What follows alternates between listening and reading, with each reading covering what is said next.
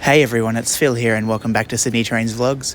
This video is going to be a video about the new regional fleet for New South Wales, which will replace the XPT fleet, the Explorer fleet, and some of the Endeavour fleet. I'm doing this voiceover on Little Everleigh Street outside Redfern Station with the convenient background noise of the railway and many Opal taps. Now, first off, I want to thank the Train Guy 4 for helping me out with where to get these photos from, and if you would like a very, very in-depth and very informative video about the new regional fleet, head over to the Train Guy 4. I will actually leave a link to their video in the description of this video. It's very well done, and yeah, it'll be good if you all could check it out. Anyway, let's get some of the basics underway. First off, these trains will be built, or are being built, by CAF in Spain. There will be 3 variants of these trains. One variant to replace the XPTs, another to replace the Explorers, and the other to replace some of the Endeavour fleet. Before I get into some of the information, each of these photos will stay up for approximately, between 30 seconds and a minute each. Now, the 3 variants are the long regional, which will replace the XPTs, the short regional, which will replace the Explorers, and the short intercity, which will replace some Endeavours. And from a bit of the information I've been reading, and also the Train Guy 4's video, they're actually being numbered, well, at least over there anyway, as, LR1, long regional 1, LR2, LR3. Yeah, there's actually quite a few of them that have been built. I think I heard that one of them were actually numbered LR5, so a few of them are around at the moment. So let's start with the long regional. So there are roughly 9 XPT trains in service. These XPTs will be replaced with 10 6-car long regional or LR trains, and will service the current lines that the XPT service. So the north to Grafton, Casino and Brisbane, the south through to Albury and Melbourne, the west out to Dubbo. This next voiceover is met with the nice background noise of a rain system that's come in. Now, the Explorers, the short regional. There are currently 8 Explorer trains in service, and they will be replaced with 9 3-car short regional trains. Now, the Explorers service the west out to Broken Hill, the north to Armidale and Moree, the south to Canberra and Griffith.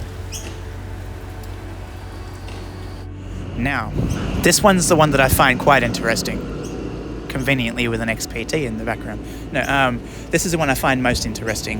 When I heard this, it actually made my ears prick up like a dog. Is the ones that will be replacing some of the Endeavours. So, not all the Endeavours will be retired, only some of them. Now, there will be 10 3-car sets known as the Short Intercity, or SI. 10 3-car sets. So this is something that's very much needed, something that I've always kind of thought of when it came to the Endeavours. If it was possible at some point, even with a new train, which is what they're doing, to actually bump the carriages up to 3 cars, or even 4, but 3 is good instead of just the 2. So that's much needed. More people travelling, etc., etc. But yeah, cannot wait for this. It'll be very interesting. Hopefully, along with the extra carriages and extra trains as well, because they're actually being replaced with extra trains. So there will be, more flexibility and hopefully more services on the short intercity. So places like the Southern Highlands could use it. I don't know.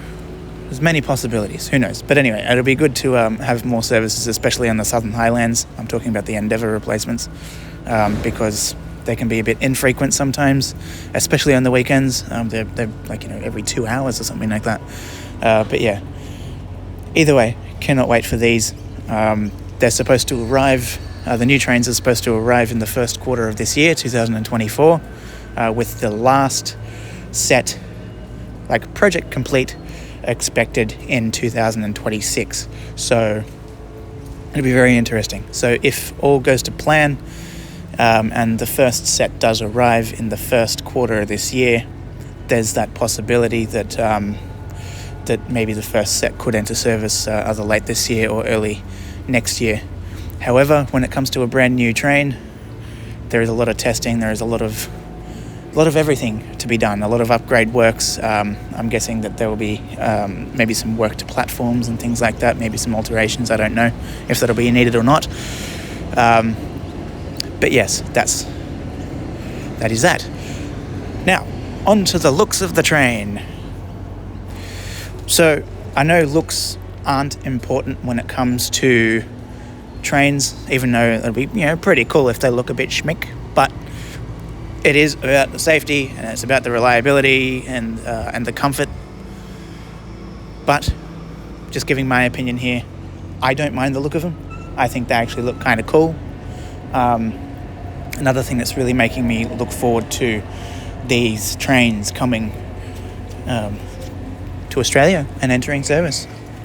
And another thing that I want to bring up is something that's been brought up in comments a little bit in another video, is the seating. Like, will the seating be able to change direction? Now, I'd say so. I don't think that they'd have fixed seating on these trains, well, at least not on the long regional and short regional, the XPT and Explorer replacements. That'll be a bit, I don't know, crappy having to sit backwards for a full, Sydney to Brisbane or Melbourne trip, or even the short regional to Canberra or something like that. However, the Endeavour replacements, if they're fixed seating, it'll still be, you'd rather them change. But I suppose that sitting backwards for 2 or 3 hours is better than sitting backwards for over 12 hours. And as far as sleeper carriages go, I automatically assumed that there would be sleeper carriages on these trains, the XPT replacements I'm talking about, but I'm not sure. I don't know. That's one thing we'll have to wait for when they come out. As for like the XPT and Explorer way, I guess, now with the first class, economy, all that kind of thing, we'll have to see what the layout and what everything is like when they get here. But yeah, anyway, that's all for this. That's all. Enough ranting. Head out to the Train Guy 4. Information's in the description below there, like a link to their video. Very informative, much more in depth than this one. I'd also like to thank the Train Guy for helping me with where to get these photos. It's just something that I'd like to also just put on this channel as well, just to sort of say it's been covered and everything like that, so I can sort of add it to my archive as well.